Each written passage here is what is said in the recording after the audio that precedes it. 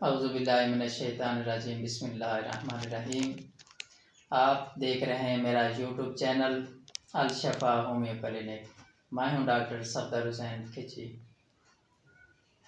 پہلی جو ویڈیوز ہیں اس میں ہم نے انفرٹیلٹی پہ ڈسکس کی تھی۔ آج ہمارا موضوع ہے انفرٹیلٹی کی ایٹیالوجی، وجوہات کیا ہیں، بانجھ پن کیوں ہوتا ہے، اس پہ آج ہم سیر حاصل گفتگو کریں گے۔ مین جو وجوہات ہیں، صحت کے خراب ہونے کی وجہ بھی ہو سکتی ہے، ناقص غذا استعمال کرنے کی وجوہات بھی ہو سکتی ہیں۔ ایسی خواتین جو کمزور ہوں، 35 سے 40 kg ان کا وزن ہو، ان کی وجوہات بھی آ سکتی ہیں، اور جو زیادہ موٹی ہوں یہ وجوہات بھی ہیں۔ ایسی عورتیں جن کے حیض منتھلی پیریڈ میں جو خرابی پیدا ہوتی ہے،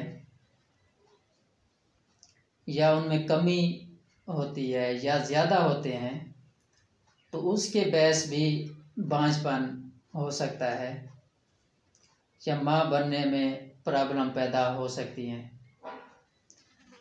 مین وجوہات آج کل جتنی بھی آ رہی ہیں وہ لیکوریا کا ہے۔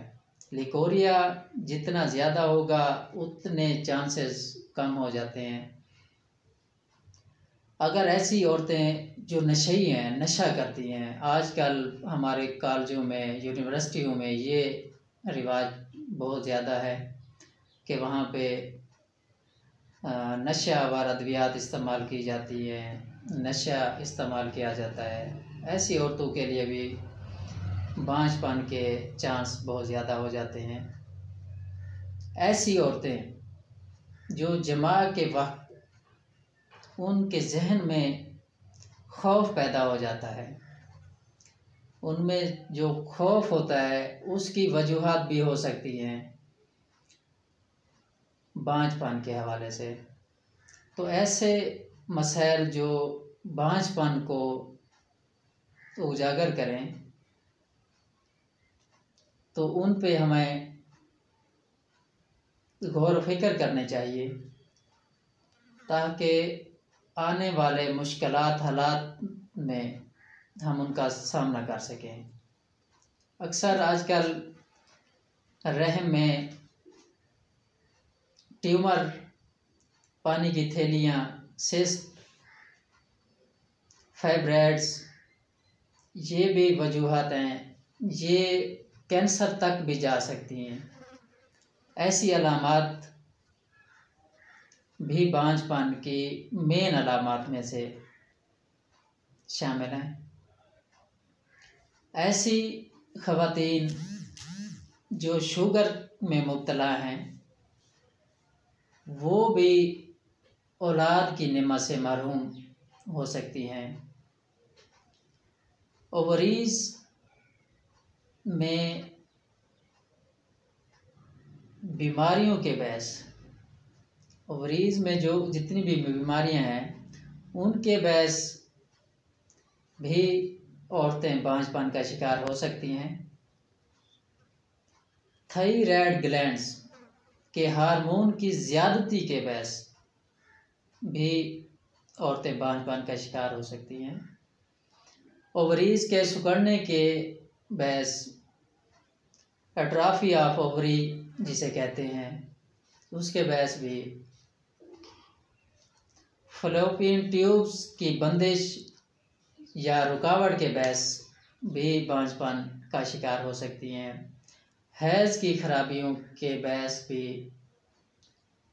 حیض میں خون کے ساتھ لوتھڑے جو ہوتے ہیں، کلاٹس آنے لگتے ہیں، ایسی عورتیں ماں بننے سے بھی محروم رہ سکتی ہیں۔ ایسی عورتیں جو عیاشیانہ زندگی یعنی غیر فطری زندگی گزارنے کے باعث